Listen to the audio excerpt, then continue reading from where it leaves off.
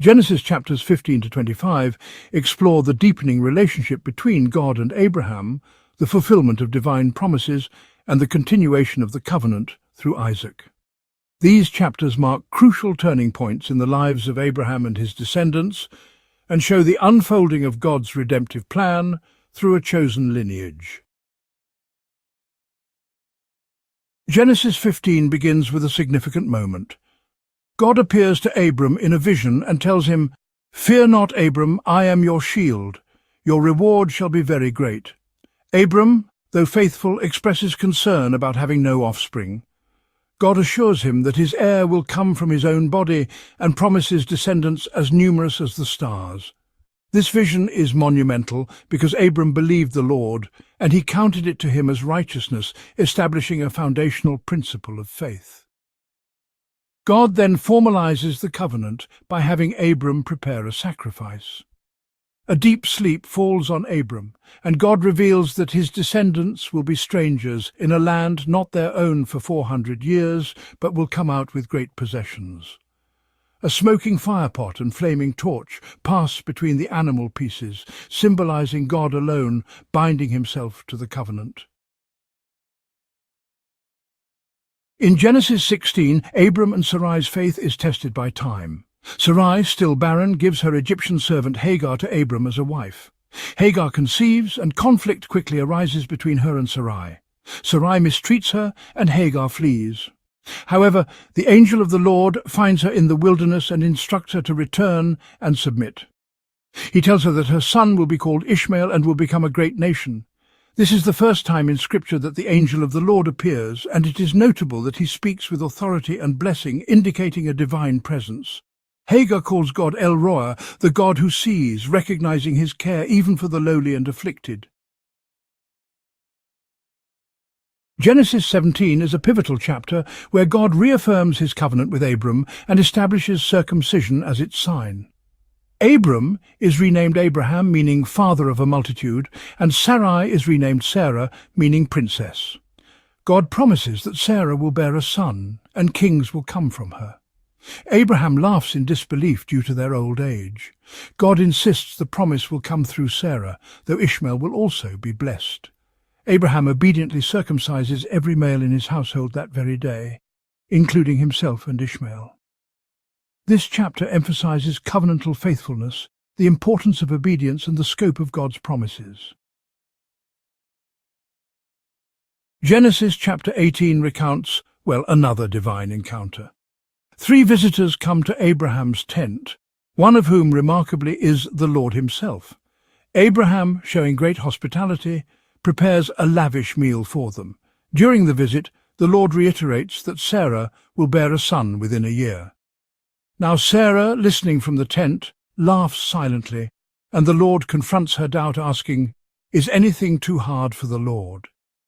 This moment really reinforces God's omnipotence and faithfulness. The scene then shifts to God's plan to investigate Sodom and Gomorrah due to their grievous sin. Abraham intercedes, pleading for the cities to be spared if even 10 righteous people are found. His bold, compassionate intercession reveals his growing relationship with God and a heart for justice and mercy.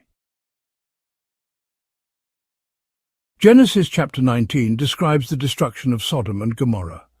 2 angels arrive in Sodom and are welcomed by Lot, who insists on sheltering them. The men of the city surround the house, demanding to abuse the visitors. The angels, in response, strike the mob with blindness and warn Lot to flee with his family. Lot hesitates, so the angels physically pull them out. They are told not to look back, but Lot's wife disobeys and is turned into a pillar of salt. Fire and brimstone rain down, destroying the cities.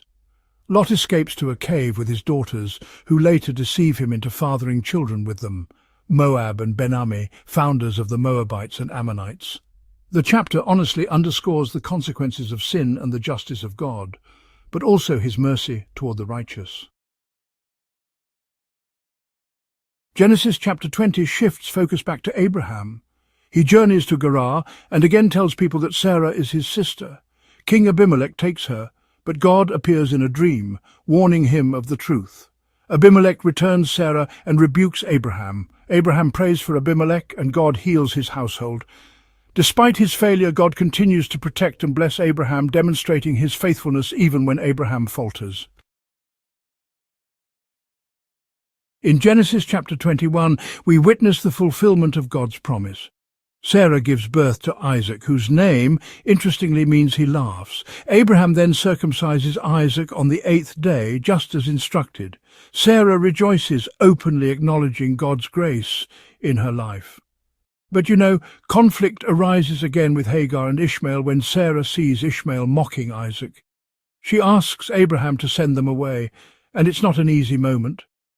God, however, reassures Abraham that Ishmael will also become a nation, but emphasizes that Isaac is the child of promise. Hagar and Ishmael wander in the desert, but God provides for them and renews his promise to Hagar. The chapter closes with a covenant between Abraham and Abimelech over a well, and they name it Beersheba, which means well of the oath. Genesis chapter 22 is, without a doubt, one of the most profound chapters in the entire Bible.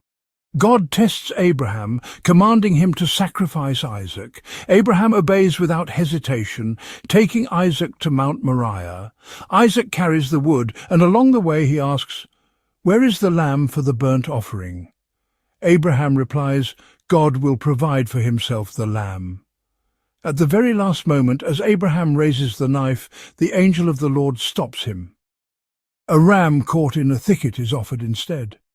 This powerful scene foreshadows Christ's sacrifice and honestly highlights Abraham's unwavering faith. God then reaffirms his covenant, promising blessings and descendants as numerous as the stars and the sand. Genesis chapter 23 recounts Sarah's death at 127 years old. Abraham mourns deeply and negotiates to buy the cave of Machpelah from Ephron the Hittite as a burial site. Though the land is offered as a gift, Abraham insists on paying the full price, setting a precedent for possessing the promised land both legally and honorably. This burial place will later house Abraham, Isaac, Rebekah, Jacob, and Leah.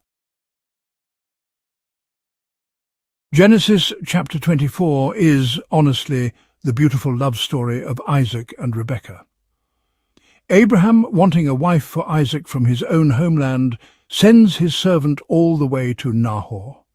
The servant, feeling the weight of his task, actually prays for guidance, asking God for a sign, a woman who would offer water not just to him, but also to his camels. And, Rebekah appears and fulfills the sign exactly as he had asked. She welcomes him warmly and invites him to her home. The servant then explains his mission, and after some discussion her family agrees to the marriage.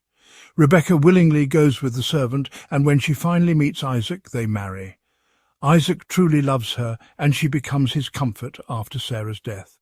This chapter, I think, really illustrates God's providence, guidance through prayer, and his involvement even in such personal matters as marriage.